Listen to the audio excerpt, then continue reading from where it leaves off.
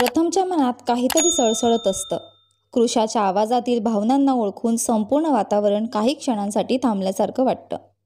सगळे तिच्या भावना जाणवत तिला साथ देतात. तिच्या ओळींचा सूर पकडून सगळे एकत्र गातात. तिच्या दुःखाची नाळ जणू सगळ्यांची जोडते. शेवटी डान्स संपतो आणि हॉलमध्ये एक क्षणभर शांतता पसरते. पण त्या शांततेत भावना, वेदना आणि अपूर्ण प्रेमाची असह्य झळाळी स्पष्ट जाणवते. गाण्याच्या शेवटच्या ओळी म्हणताना कृषाची नजर सतत समीरवरच होती. नको असतानाही तिचे डोळे भरून आले आणि अश्रू गालावरून ओघळत थांबले. कुणी पाहण्याआधीच तिने पटकन ते पुसले आणि ती तिथून बाजूला निघून गेली. समीरचं लक्ष तिच्यावरच होतं. तिचं असं रडणं पाहून तो अस्वस्थ होतो. त्याने माहिराकडे पाहत हळूच म्हणाला, माहिरा, मी थोड्या वेळात येतो. माहिराने मान हलवत होकार दिला आणि समीर लगेच कृषा ज्या दिशेने गेली होती त्या दिशेने निघून गेला. कृषा स्वतःला सावरण्यासाठी स्वयंपाकघराच्या भिंतीला टेकून दबक्या आवाजात रडू लागली. तिथेच समीर तिला शोधत स्वयंपाकघराकडे येत असतो.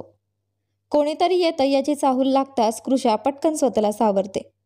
डोळे पुसते आणि फ्रीजमधून पाण्याची बाटली काढून सिंकजवळ येते. ती तोंडावर पाणी मारत आपलं दुःख लपवण्याचा प्रयत्न करते. तेवढ्यात समीर किचनमध्ये येतो आणि समोर कृषाला पाहून पटकन तिच्याजवळ येतो. त्याच्या जवळ येण्याची जाणीव होताच कृषाचं हृदय जोरात धडधडायला लागतं. ती डोळे बंद करते आणि मनात म्हणते, हे होऊ शकत नाही. सर इथे? ती डोळे उघडते आणि मागे वळून पाहते. तिथे समीरला उभं पाहून ती आश्चर्यचकित होते. समीर तिच्या लाल झालेल्या डोळ्यांकडे पाहून घाबरतो. तो तिचा चेहरा हातात घेतो आणि म्हणतो, काय झालं कृषा? ठीक आहेस ना? अशामध्येच इथे येऊन रडत बसलीस? कुणी काही बोललं का तुला? समीरच्या डोळ्यात आपल्याविषयी काळजी पाहून कृषा दुःख भरल्या चेहऱ्याने हसते. ती त्याचे हात खाली करत म्हणते, मी ठीक आहे सर, तुम्ही नाहक काळजी करताय. पण समीर मध्येच थोडा रागाने म्हणतो, माझ्या काळजीला नाहक नाव देऊ नकोस कृषा. मी स्वतः पाहिलं तुला रडताना. समीर नाराज होऊन तिच्याकडे पाहत राहतो. कृषा जबरदस्तीने हसत म्हणते, तुम्ही चुकीचं समजताय सर, मी रडत नव्हते. खरं तर डोळ्यांना थोडा त्रास होतोय. डॉक्टरांनी सांगितलंय की अशा वेळी थंड पाण्याने डोळे धुवा. मी तेच करत होते, पण तोपर्यंत तुम्ही आलात. ती त्याच्याकडे पाहत हे सांगते. समीर तिच्याकडे संशयाने पाहत राहतो. कृषा पुन्हा म्हणते, तुम्हाला विश्वास नसेल तर ही बघा. असं म्हणत कृषा थंड पाण्याची बाटली त्याला दाखवते आणि हलकसं असते. समीर काही बोलत नाही, शांतपणे तिच्याकडे बघत राहतो. कृषा बाटली बाजूला ठेवते आणि म्हणते, मी खरंच ठीक आहे. आता बाहेर चला, पुढची बारी प्रथम भावाची आहे. हे म्हणत ती पुढे जाऊ लागते. तेवढ्यात समीर अचानक तिचा हात पकडतो आणि तिला जवळ ओढतो. कृषा थेट समीरच्या छातीवर येते आणि त्याच्याकडे नजरानजर होते. समीरचा एक हात तिच्या उघड्या कमरेवर येतो आणि घट्ट धरतो. त्याच्या स्पर्शाने कृषा शहारते. तिच्या श्वासाचा वेग वाढतो. हृदय जोरात धडधडू लागतं. शरीराचं भान हरवतं. पण ती स्वतःला सावरून सरळ उभी राहते. तेवढ्यात समीर कठोर सुरात म्हणतो, इतकी मोठी गोष्ट घडली आणि मला काहीच कळालं नाही. स्वतःची काळजी का नाही घेतेस तू? समीर रागाने कृषाकडे बघत म्हणाला. त्याचा चेहरा पाहून कृषा थोडी घाबरली आणि समीरपासून लांब जाण्याचा प्रयत्न करू लागली. पण समीरची घट्ट पकड इतकी मजबूत होती की ती हलूही शकली नाही. अशा निरागसपणाने ती म्हणाली, प्लीज मला सोडा. आणि राहिला प्रश्न स्वतःची काळजी घेण्याचा, तर जिथपर्यंत शक्य होतं तितकी घेतेच. भाऊ बहुतेक वेळा ड्युटीवर असतात आणि मी घरात एकटेच असते, म्हणून कधीकधी स्वतःकडे लक्ष जातच नाही. असं म्हणत कृषा शांत झाली. ती एक क्षण ती समीरकडे बघते आणि मग नजर खाली झुकवते. समीर तिला पाहत 2 क्षण थांबतो आणि मग तिचे पकड सैल करत म्हणतो, कृषा, जेव्हा कधी तुला एकटं वाटेल मला बोलव. कृषा वेदनेने मध्येच बोलते, आता नाही बोलावू शकत, अगदीच नाही. आधी वेगळी गोष्ट होती सर, पण आता तर तुम्ही दुसऱ्यांचे होणार आहात. अशा वेळी तुमचं नाव घेतलं तरी तुमच्या होणाऱ्या पत्नीला त्रास होईल. मला नाही हवं की माझ्यामुळे तुमचं नातं बिघडावं. असं म्हणत कृषा एक नजर समीरकडे टाकते आणि किचनमधून बाहेर निघून जाते. समीर तिला जाताना पाहत राहतो आणि मग तोही शांतपणे तिथून निघून जातो. बाहेर येऊन कृषा प्रथम जवळ येते. प्रथम तिला पाहत प्रेमाने विचारतो, तू ठीक आहेस ना बच्ची? कृषा बनावटी हसू करत म्हणते, बिलकुल भैया. तेवढ्यात समीर येतो आणि माहिराजवळ जाऊन बसतो. कृषा प्रथमला म्हणते, चला भैया, आता तुमची पाळी आहे डान्स करण्याची. प्रथम हसत होकार देतो आणि कृषा म्युझिक सिस्टमकडे जाऊन गाणं प्ले करते. ढोलक में ताल है, पायल में छन छन, घूंघट में गोरी है, सेहरे में साजन. गाणं वाजू लागतं आणि प्रथम चेहऱ्यावर हास्य ठेवत स्वतःला नॉर्मल दाखवत नाचायला सुरुवात करतो. तो गाण्याच्या ओळींवर थिरकतो. आनंदी सुरावटींसोबत सगळा हॉल नाचाने गजबजतं. तो राघवकडे इशारा करत मस्तीखोर अंदाजाच नाचतो. मग इतर मुलंही त्याचा डान्स कॉपी करत त्याच्यासोबत थिरकायला लागतात. मेरे यार की शादी है, मेरे यार की शादी है. प्रथम अचानक घुटण्यावर बसतो आणि एका हाताने इशिकाकडे इशारा करतो.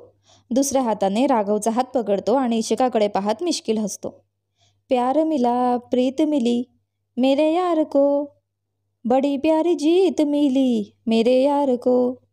हे गात तो थेट उभा राहतो आणि दोन्ही हात हवेत उंचावतो. खुश है जो दिल, मैंने महफिल गीतों से सजा दी है, मेरे यार की शादी है. तेवढ्यात अविनाश त्याच्याकडे येतो. प्रथम त्याला पाहत हलकं असतो. मग अविनाश मन्नत जवळ जाऊन तिच्या सभोवताली फिरतो, जिथे मन्नत लाजलेली नजर खाली झुकवून उभी असते. हार नहीं, जीत नहीं, जहाँ प्यार है, जिसमें हार जीत हो वो कहा प्यार है. अविनाश पुढे येऊन प्रथमला मिठी मारतो.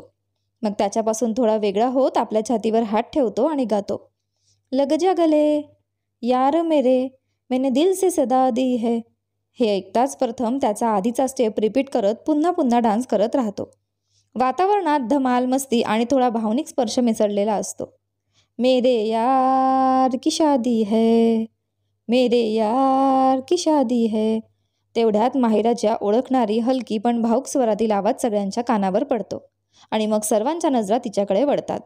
माहिरा अश्रूंनी डोळे भरून सगळ्यांना पाहू लागते. माहिरा आपली वेदना हृदयात दळवत हळूहळू उभी राहते.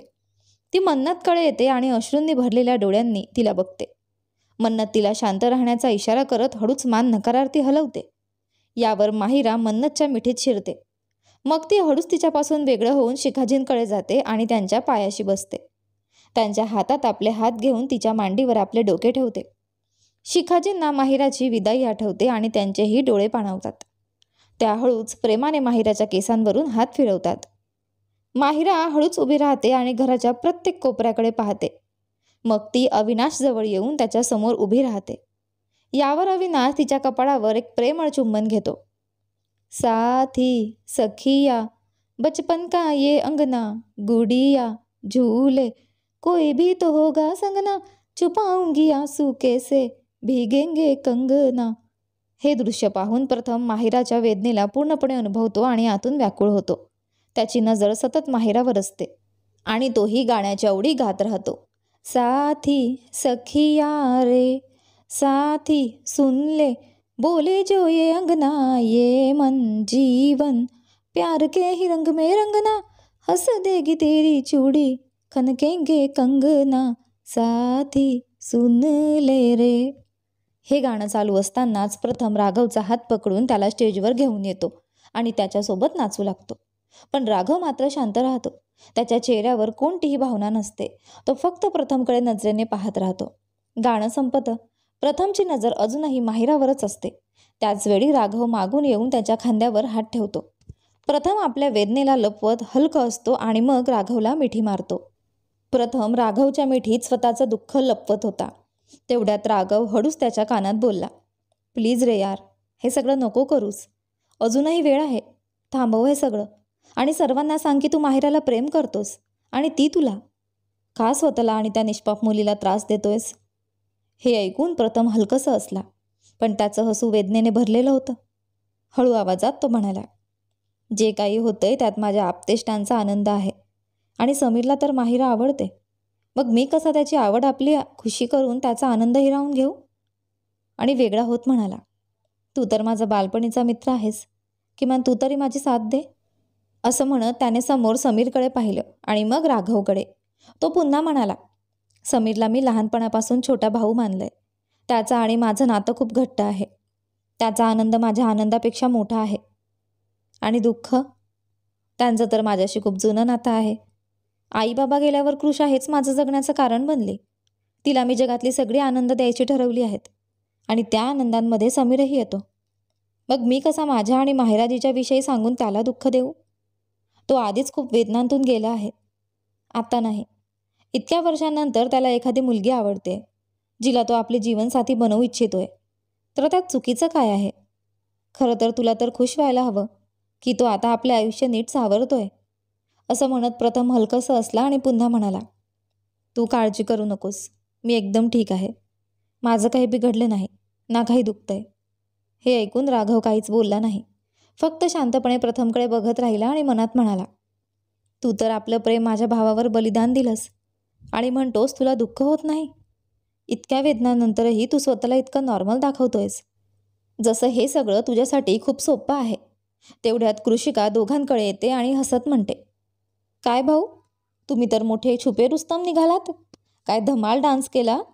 मला माहीतच नव्हतं की तुम्ही एवढं चांगला डान्स करता. हे ऐकून प्रथम हसत म्हणतो, मलाही माहीत नव्हतं, आत्ता कळालं.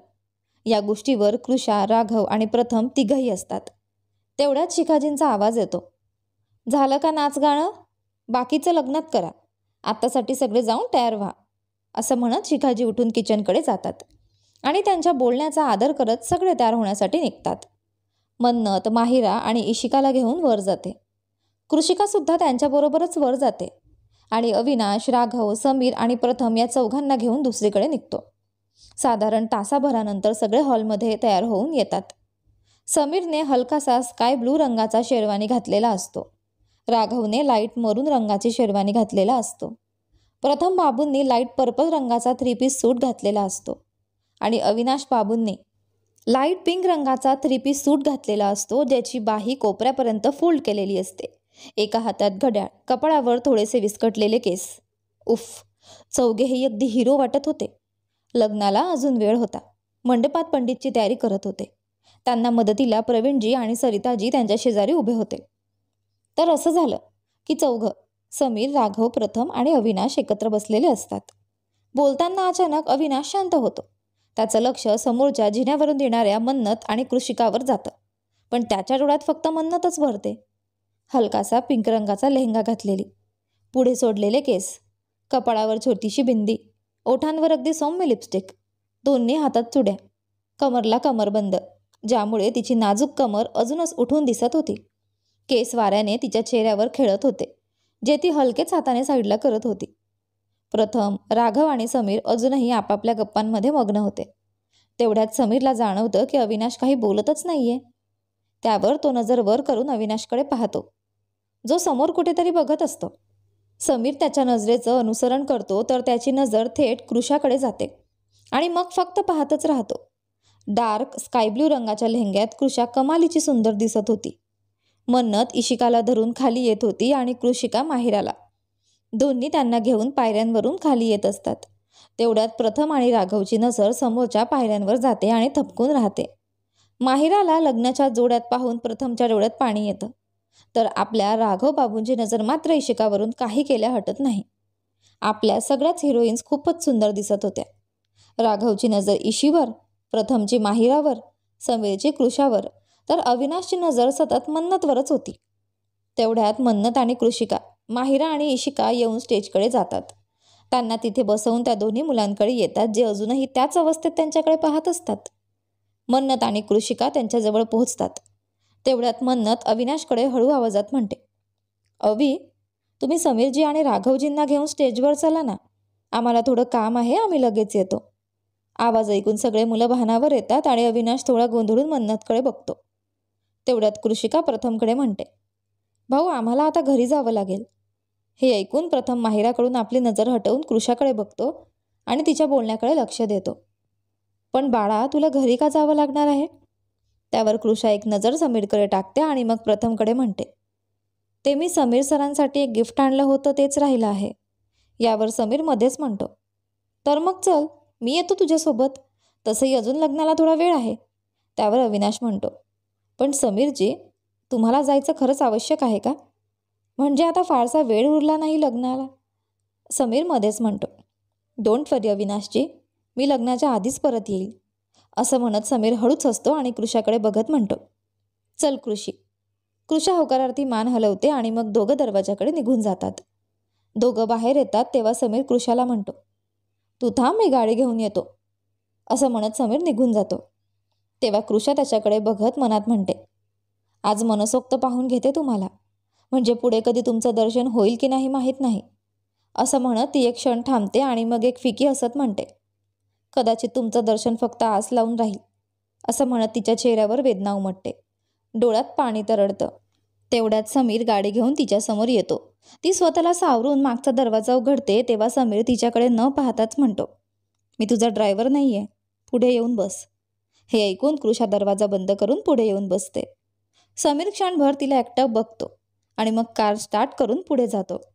कृषा समीरकडे नजर भरून बघते आणि मग खिडकीबाहेर बघू लागते. समीर समोर बघत गाडी चालवतो. काही वेळ दोघं काहीच बोलत नाहीत, जे समीरला थोडंसं खटकतं. तो अधूनमधून कृषाकडे पाहतो आणि मग पुन्हा समोर बघतो. तेवढ्यात काहीतरी विचार करून तो आपला फोन उचलतो आणि कोणाला तरी मेसेज करून कृषाकडे बघत हळूच म्हणतो, तसं खरं तर तू काय गिफ्ट आणलं आहेस माझ्यासाठी?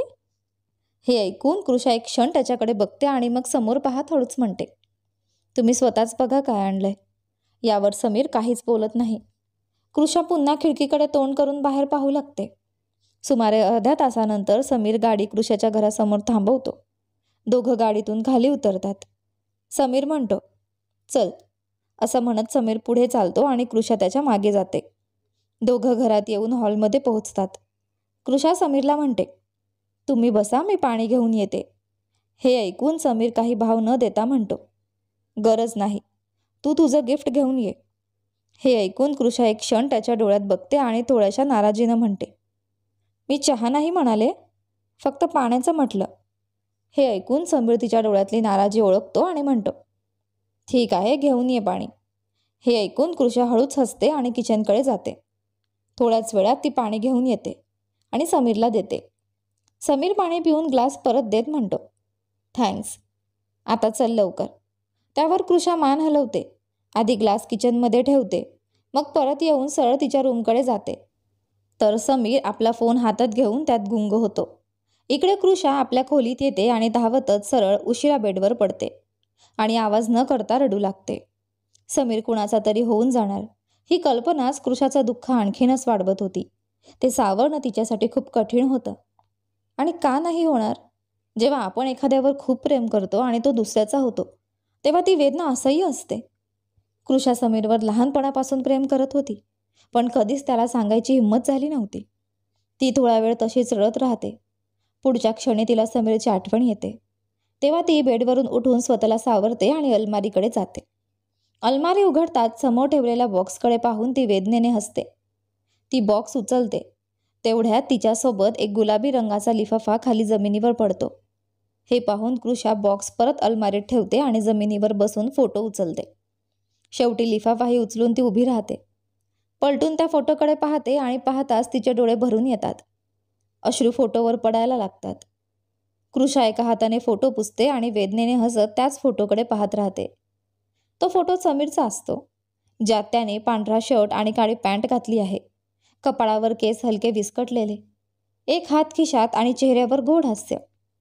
काही वेळ कृषा डोळे भरून फोटो बघत राहते आणि मग ओठांवर वेदनेचं हसू घेऊन भरल्या गळ्यांनी म्हणते, आज तुम्ही कायमच्या कुणा दुसऱ्याचे व्हाल आणि त्यानंतर तुम्हाला पाहणं माझ्यासाठी खूप कठीण होईल. ती जिची तुम्ही निवड केली ती तुमचं आयुष्य साथी बनेल. ती तुम्हाला खूप प्रेम करेल.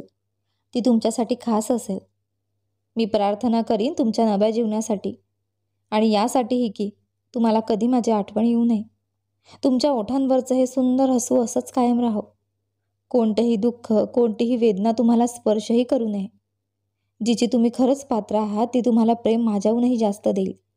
तुम्हाला ती सगळी सुखं मिळू ज्याचे तुम्ही खरंच हकदार आहात. असं म्हणत कृषा क्षणभर थांबते आणि समीरचा फोटो पाहत राहते. पुढच्या क्षणी ती तो फोटो छातीशी घट्ट धरते आणि डोळे बंद करते. अश्रू जोरात वाहू लागतात. तेव्हाच ती हलकेच डोळे उघडते. फोटोकडे पाहून पुन्हा म्हणते, पण या सगळ्यानंतरही माझं तुमच्यावरचं प्रेम कमी होणार नाही, तर ते अजून वाढतच जाईल. असं म्हणत कृषा तिच्या आणि समीरच्या आठवणी आठवते आणि हसते. मग पुन्हा म्हणते, फक्त याचं दुःख कायम राहील की मी कधीच माझ्या मनातलं सांगू शकले नाही. तुम्हाला हे कधीच सांगू शकले नाही की मी तुमच्यावर किती प्रेम करते. तुमच्या मनात माझ्यासाठी काही आहे की नाही याचा काही फरक नाही. माझ्यासाठी तुमची मैत्रीच खूप आहे. माझ्या या एकतर्फी प्रेमातच मी माझं संपूर्ण आयुष्य घालवेल. पण तुमची जागा कधीच कुणाला देणार नाही. कारण मी स्वतःला वचन दिलंय की तुमच्याशिवाय कुणावरही प्रेम करू शकणार नाही. तुमचं सुख जर माहिराजीमध्ये आहे तर मी कधीही तुमच्या दोघांमध्ये येणार नाही. माहिती आहे तुम्हाला विसरणं सोपं नाही, पण तरीही प्रयत्न करीन. असं म्हणत कृषा समीरच्या फोटोला आपल्या ओठांशी नेते आणि हलके चुंबन देते. मग फोटोवरून नजर हलवून त्या लिफाफ्याकडे पाहते आणि फिकी हसते. खूप काही लिहिलं यामध्ये तुमच्यासाठी, पण आता या शब्दांचा काहीच अर्थ उरलेला नाही. आणि शेवटी हेही खरंच आहे की प्रेम करणं सोपं असतं, पण त्याहून होणाऱ्या वेदना सहन करणं खूप अवघड. इतकं म्हणत कृषा एकदा फोटो आणि लिफाफ्याकडे नजर टाकते आणि फोटोसह त्याला अलमारीत ठेवून बॉक्स उचलते. अलमारी बंद करताच अचानक तिचं हृदय जोरात धडकायला लागतं. एक आपुलकीचा ओळखीचा स्पर्श तिच्या अंतःकरणाला हलवून जातो. ती भावना इतकी तीव्र असते की ती पटकन मागे वळून बघते, पण तिला तिथं कोणीच दिसत नाही. तरीसुद्धा ती संपूर्ण खोलीत नजर फिरवते. इथे तिथं पाहते, पण तिला कोणीच दिसत नाही. यावर ती हळूच म्हणते, मला असं का वाटलं की सर माझ्याजवळ होते, पण इथे तर कोणीच नाही. मग स्वतःशीच हलकंसं असत म्हणते, वाटतंय मी जरा जास्त सरांच्या विचारात आहे, जे माझ्या हक्काचं नाही. असं म्हणत कृषा खोली बाहेर येते आणि हॉलमध्ये येऊन समोर बसलेल्या समीरला पाहते, जो आपल्या फोनमध्ये व्यस्त असतो. हे पाहून कृषा त्याच्याजवळ जाऊन म्हणते, चला सर. आवाज ऐकून समीर वर पाहतो आणि त्या क्षणी त्याचं लक्ष कृषाच्या हातातल्या सुंदर पॅकिंग असलेल्या बॉक्सकडे जातं. हे पाहून समीर म्हणतो, नाईस पॅकिंग. कृषा हसत म्हणते, थँक्यू सर. मग समीर उभा राहून पुन्हा म्हणतो, चला. असं म्हणत तो दरवाजाकडे वळतो आणि कृषा त्याच्या मागे चालू लागते. कारजवळ पोहोचल्यावर समीर चावी शोधतो, पण ती कुठेच सापडत नाही. त्यावर तो कृषाला म्हणतो, कृषा, वाटतं चावी आतच राहिली आहे. तू 2 मिनिटं थांब, मी घेऊन येतो. असं म्हणत समीर आत चावी आणायला जातो. कृषा कारच्या बोनटला टेकून उभी राहते. काही वेळाने समीर चावी घेऊन परत येतो आणि कृषाला म्हणतो, चल बस. असं म्हणत समीर ड्रायव्हिंग सीटवर बसतो आणि कृषा देखील त्याच्या शेजारी येऊन बसते. समीर एक क्षण कृषाकडे पाहतो आणि मग कार सुरू करतो. दोघंही शांत होते. कोणी काही बोलत नव्हतं. त्यामुळे कृषा अस्वस्थ होत होती, पण तरीही ती काही बोलत नाही आणि खिडकीतून बाहेर पाहत राहते. तेवढ्यात तिला जाणवतं की कार चुकीच्या दिशेने जात आहे. त्यावर ती समीरकडे पाहत म्हणते, सर, आपण चुकीच्या रस्त्यावर जातोय.